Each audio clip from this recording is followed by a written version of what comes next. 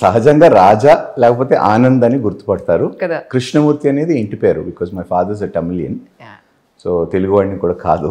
But Krishnamurthy అనేది సహజంగా I don't think film ఇండస్ట్రీలో కూడా గుర్తుపడతారు అనుకుంటా. అవును.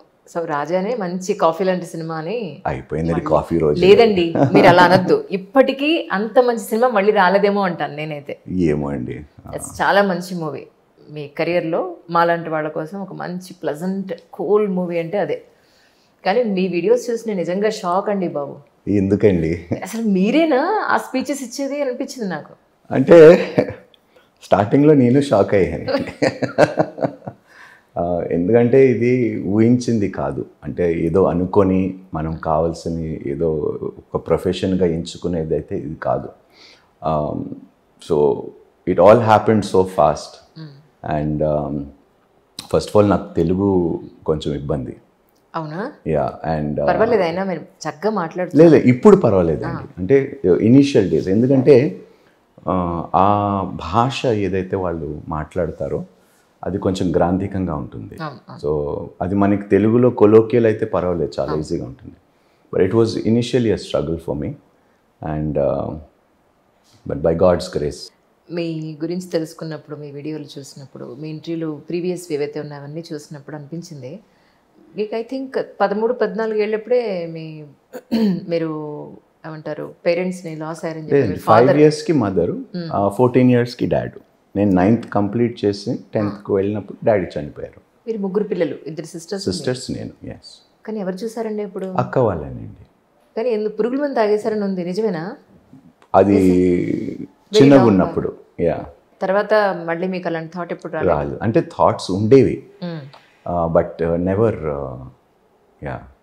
Occurred or any incident happen తర్వాత. కానీ కృష్ణమూర్తి గారు భలే ఉందండి ఆ మాట. ఎందుకు మారాల్సి వచ్చింది అని అంటే ఏం చెప్తారు? అంటే చిన్న వయసులోనే నాది బ్యాప్టిజం అయిపోయిందండి. వెన్ ఐ వాజ్ 16, నాన్నగారు చనిపోయిన తర్వాతనే నేను బ్యాప్టిజం పెంటికాస్టల్ చర్చ్లో బ్యాప్టిజం తీసుకున్నాను. సో అప్పుడు 2 ఉండేవి, రాజా ఈబేల్. మీరంతటా మీరే తీసుకున్నారు, ఎవరి ప్రోద్బలం లేదా? లేదండి, అందులో లేదండి. ఎందుకని అనుకున్నారు అలాగా? ఒకటి ఏమిటంటే, because my mother is a Christian అండి, dad is a Tamil Brahman.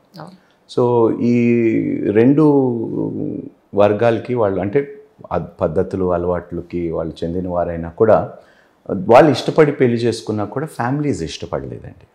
అటు మా మదర్ ఫ్యామిలీకి కానీ మా ఫాదర్ ఫ్యామిలీకి కానీ అస్సలు. మా ఫాదర్ ఫ్యామిలీకి మా మదర్ అంటే గిట్టదు.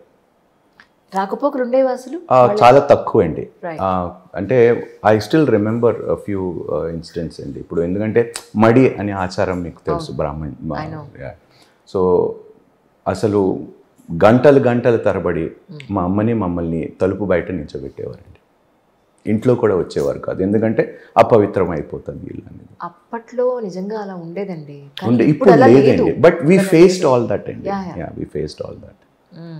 సో అందువల్ల మనసు విరిగిపోయి వచ్చారని అనుకోను నేను. అలాగని కాదండి, అలాగని కాదు. ఎందుకంటే 2 మతాల్లో, అంటే మతం కూడా నేను 2 ఆచారాలు నేను చూశాను, పద్ధతులు నేను చూశాను. అంటే నేను అనేది ఏంటంటే, అందులోనే ఉండి ఎక్కడైతే ఇప్పుడు జనరల్గా మనది పితృస్వామ్య దేశం కాబట్టి, ఫాదర్ ఇంటి పేరు, ఫాదర్ కులం, మతం, వాళ్ళ ఆచారాల్లో మనం నడిచే దాంట్లో ఉంటాం కాబట్టి, అందులోనే ఉండి ఆ దురాచారాలని ఇవన్నీ కూడా అంత క్లీన్ చేయాలని అనిపించకుండా మీకు అందులోంచి బయటికి రావాలని ఎందుకు అనుకున్నారు? మీరు భలే ప్రశ్న అడుగుతారండి అంజలి గారు. తరతరాల నుంచి జరగనిది ఇప్పుడు నేను మడిగట్టుకుంటున్నానా? ఆమె బ్రాహ్మణ్, నేను మడిగట్టుకుంటానా? చెప్పండి. ఇప్పుడు మీరు చేయకపోవచ్చు కానీ, but there are people who still follow these things. There are still. అంటే మీ views are very modern right now, right? But there are still people, old ట్రెడిషన్స్ని వాళ్ళు ఫాలో అయ్యే వాళ్ళు ఇంకా ఉన్నారండి. అంటే ఇది మీ మనస్సంతృప్తి కోసమా, దీన్ని ఒక ప్రొఫెషన్గా మీరు తీసుకున్నారు? ప్రొఫెషనే కాదండి, అయ్యో బాబోయ్. ఈ దీంట్లో నిలదక్కుకోవడం అనేది అంత ఈజీ అయిన విషయం కాదండి. అవును, కాదండి. నేను ఎప్పుడు అంటాను, సినిమా ఇండస్ట్రీ లైఫ్ నాకు చాలా సుఖంగా ఉండేది. ఇందులోకి వచ్చిన తర్వాత సొంత హైందవ సహోదరులే కించపరిచి ఉంటుంది వాళ్ళకి. They don't like you know. ఎందుకంటే మన మతం అనేది ఇస్ లైక్ తల్లి లాంటిది, దాన్ని విడిచిపెట్టి నువ్వు వేరే, ఇప్పుడు అన్ని రకాల ఆలోచనలు కలిగి ఉంటారు. So I faced lot of criticism అండి, చాలా హ్యూమిలియేషను.